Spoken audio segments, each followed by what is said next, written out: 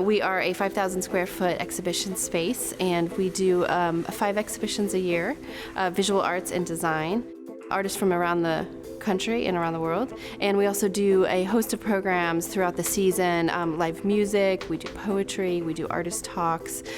We are the official host of Pecha Kucha in the Capital Region, so we do 4 of those each year, as well as other events that come to us from artists we're working with in our shows.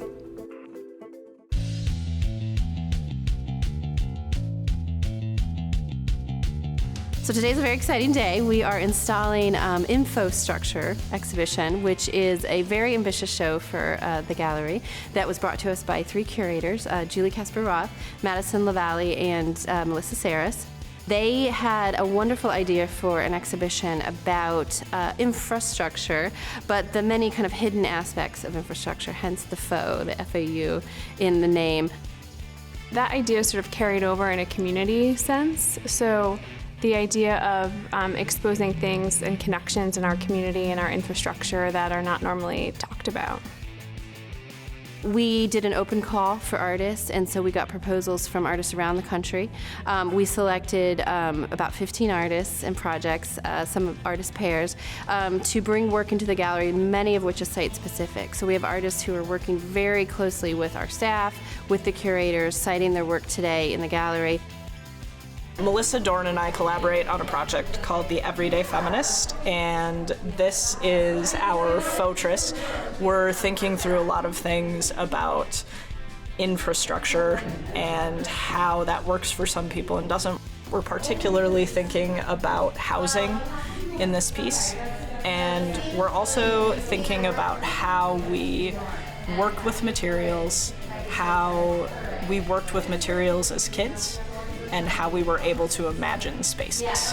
So we're trying to invoke that again.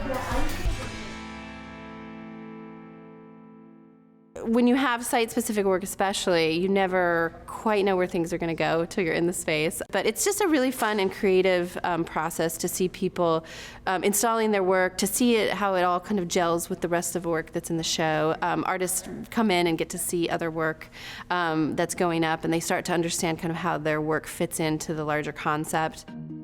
I'm really excited about it. I think it really challenged me to think about, as an artist, how I could fit work into this and think about my work as differently than I had in the past. My immediate response was thinking about infrastructure for areas to breastfeed or pump. Especially in the newborn period, it's every 2 hours. So if you want to go somewhere and you bring your baby and you're looking around, and there's often no spaces for moms to that are sort of breastfeeding friendly. I partnered with a local machine shop called Cardish Machine Works. It's in Waterville. And during the course of this show, I went and collected dust, debris, cast-offs from their machine works, and I used it to repurpose into my work here. Some of the dirt and debris I contrasted with dirt and debris from my own home. People can take away whatever they want to from the artwork.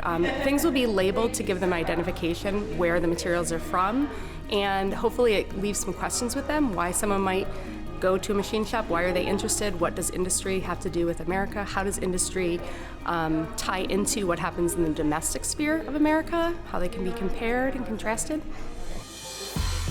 I'm a firm believer that art is, art galleries, art museums, viewing art is one of the times in our lives where we can really put ourselves in other people's shoes and kind of see the world from a different perspective.